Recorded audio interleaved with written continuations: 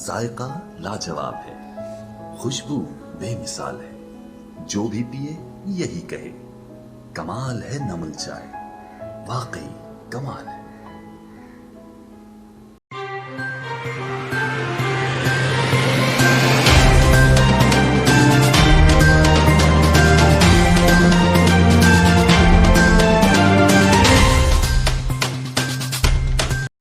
وزیر اعظم عمران خان کا کہنا ہے کہ داسو ڈیم سے ملک کو سستی بجلی ملے گی، ہمیں بہت پہلے یہ کام کرنا چاہیے تھا۔ عمران خان نے دورہ داسو ڈیم پر تقریب سے خطاب میں کہا کہ داسو ڈیم کی تعمیر میں پاکستانی اور غیر ملکی ورکرز کو خوش آمدید کہتا ہوں۔ انہوں نے کہا کہ ٹنل میں کام کرنا بہت مشکل ہے، یہاں کام کرنے والے تمام لوگوں کو خراج تحسین پیش کرتا ہوں۔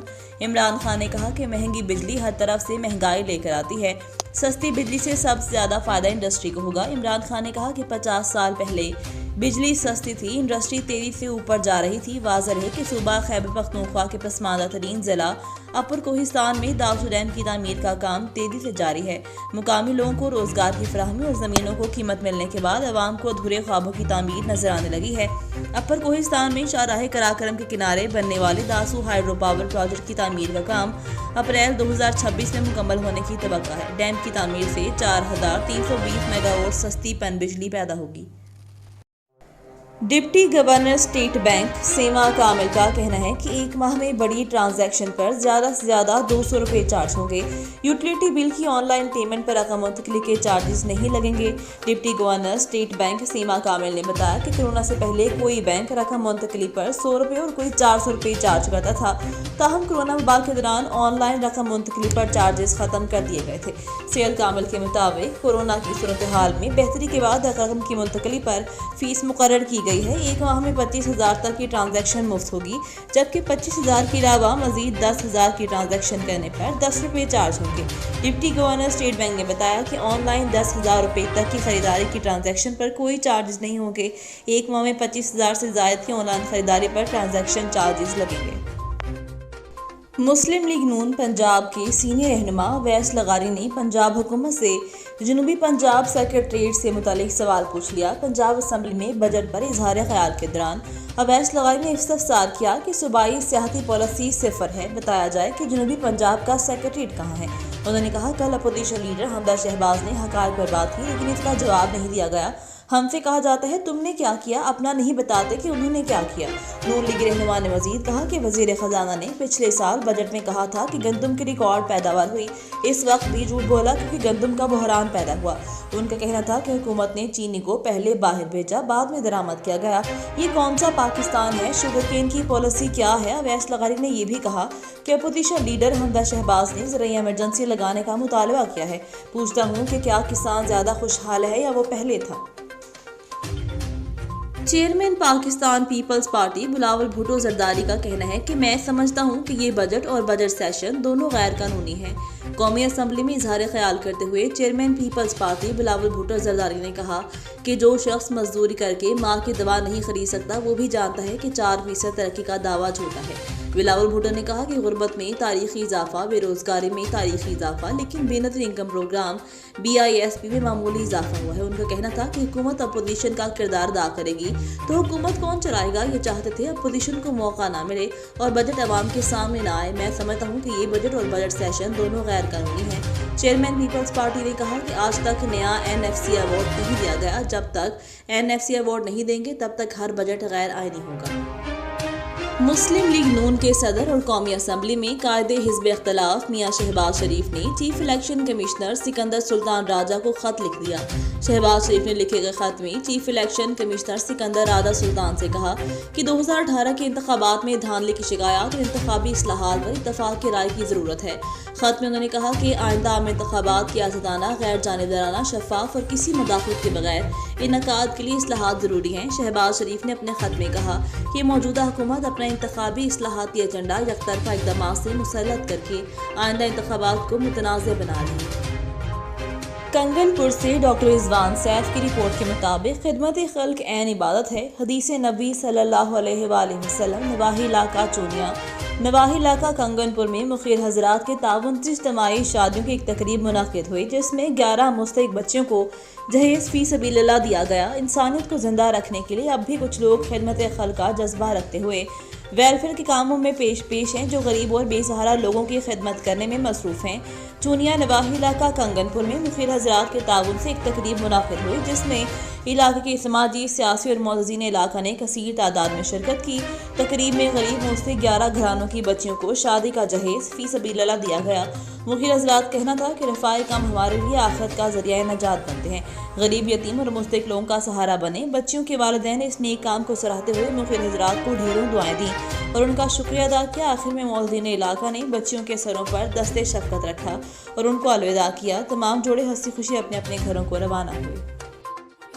کوٹ ادو سے رانا محمد صدیق کی رپورٹ کے مطابق کوٹ ادو شہر میں وارداتوں کا سلسلہ نہ تھم سکا۔ سٹی کی حدود سینما روڈ پر واقع علی مبارک شاپ کے گزشتہ رات چوروں نے دکان کے تالے کاٹ کر لاکھوں روپے مالیت کے موبائل فونز اور دیگر سامان لے کے رات کی تاریکی میں فرار ہو گئی۔ تھانہ سٹی پولیس روایتی انداز اپناتے ہوئے موقع پر پہنچ تو گئی، لیکن تاحال کارروائی نہ ہو سکی۔ 8 گھنٹے گزرنے کے باوجود کرائم سین یونٹ ٹیم تاحال نہ پہنچ سکی۔ پاک پتن سے رپورٹ کرے ہیں غلام محمد کھوکھر، جن کی رپورٹ کے مطابق پاکستان عوامی تحریک کے کارکنوں نے سانحہ ماڈل ٹاؤن شہدا کو انصاف نہ ملنے پر احتجاجی ریلی کا انعقاد کیا۔ ریلی لاری اڈہ سے شروع ہو کر پریس کلب پاک پتن پر اختتام پذیر ہوئی۔ ریلی کے شرکا نے مطالبات پر مبنی بینرز بھی اٹھا رکھے تھے اور شدید نعرے بازی بھی کرتے رہے۔ قائدین نے خطاب کرتے ہوئے کہا کہ سانحہ ماڈل ٹاؤن میں ملوث ملزمان 7 سال گزرنے کے باوجود گرفتار نہیں ہو سکے۔ حکومت وقت سانحہ ماڈل ٹاؤن میں خون کی ہولی کھیلنے والے ملزمان کو فی الفور گرفتار کرتے ہوئے انصاف کے تقاضے پورے کرے۔ وزیر اعظم عمران خان نے اگر انصاف کا وعدہ پورا نہ کیا تو ان کا حشر بھی نواز شریف جیسا ہوگا۔ دادو سے سید ثقلین رضا نقوی کی رپورٹ کے مطابق خیرپور ناتن شاہ میں اخبارات کے ہوکراؤں کی اپنی تنظیم بنا کر اس کا نام اخباری ہوکر ویلفیئر ایسوسی ایشن رکھ دیا۔ تنظیم کی بنیاد کے ساتھ ساتھ اس کے عہدیداران کا انتخاب بھی مکمل کر لیا گیا۔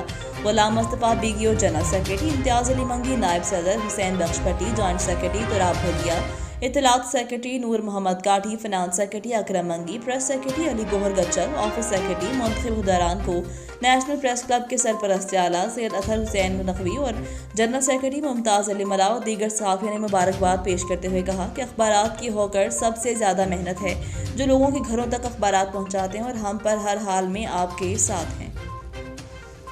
پاکستان تحریک انصاف نے ہمیشہ عوام کی فلاح و بہبود کے لیے کام کیا۔ General secretary Lahore women wing Asifa Tayyab Mir. Lahore سے کامران علی کی رپورٹ کے مطابق سینئر رہنما پاکستان تحریک انصاف اور لاہور ویمن ونگ کی جنرل سیکرٹری آصفہ طیب میر کا کہنا ہے کہ وزیر اعظم پاکستان عمران خان پاکستان کو ایک فلاحی ریاست بنا کر رہیں گے۔ عمران خان عوام کی فلاح و بہبود کے لیے سیاست میں آئے ہیں، انشاءاللہ وہ اپنے مقصد میں کامیاب ہوں گے۔ خدمت آپ کی دہلیز پر پروگرام کا آغاز ہو چکا ہے، بہت جلد عوام کے تمام مسائل ان کی دہلیز پر حل ہوں گے۔ بطور general secretary Lahore women wing خواتین کے حقوق پر کام کر رہی ہے۔ وہ دن دور نہیں جب خواتین بھی معاشرے میں باوقار زندگی گزار سکیں گی۔ لاہور میں غیر قانونی تعمیرات کا سلسلہ نہ رک سکا۔ موڑ سمن آباد مین روڈ پر غیر قانونی بلڈنگ تعمیر۔ لاہور سے سٹی رپورٹر تفصیلات کے مطابق 2 ماہ پہلے مسمار ہونے والی بلڈنگ ٹاؤن انتظامیہ کے تعاون سے دوبارہ تعمیر۔ بلڈنگ کا نہ تو نقشہ پاس ہے اور نہ ہی اس کے کاغذات ٹھیک ہیں۔ 2 ماہ پہلے اینٹی کرپشن نے اس بلڈنگ کو مسمار کروایا، مگر عید کی چھٹیوں کا فائدہ اٹھاتے ہوئے بلڈنگ دوبارہ تعمیر ہو گئی، جو اداروں کی کارکردگی پر سوالیہ نشان ہے۔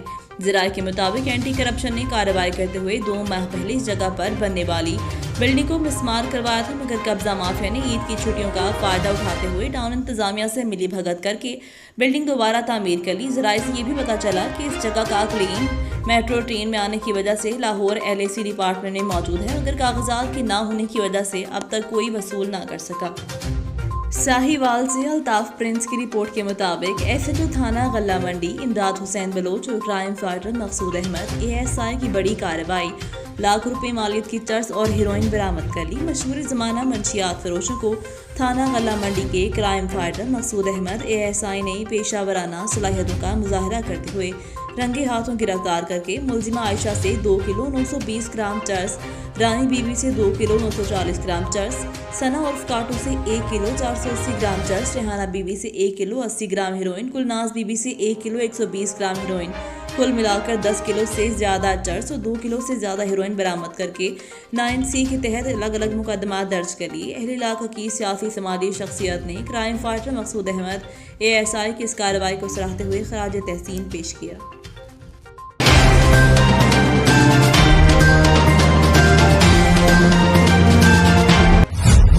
Singapore, Dubai, Hong Kong, Barcelona, London, New York, Amsterdam, the top smart cities of the world.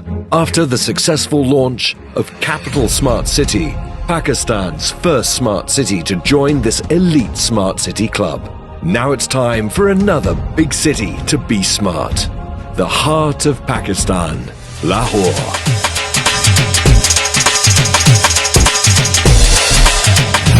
Welcome to Lahore Smart City. Just 15 minutes drive from Allama Iqbal International Airport on Ring Road, Lahore. Lahore Smart City and Sabana Jurong Singapore are committed to building a smart Pakistan. Using smart technology tools and smart monitoring, a safe, accessible and digitally enabled lifestyle awaits you. For details, call our helpline or visit our website. Because smart is the way to live today.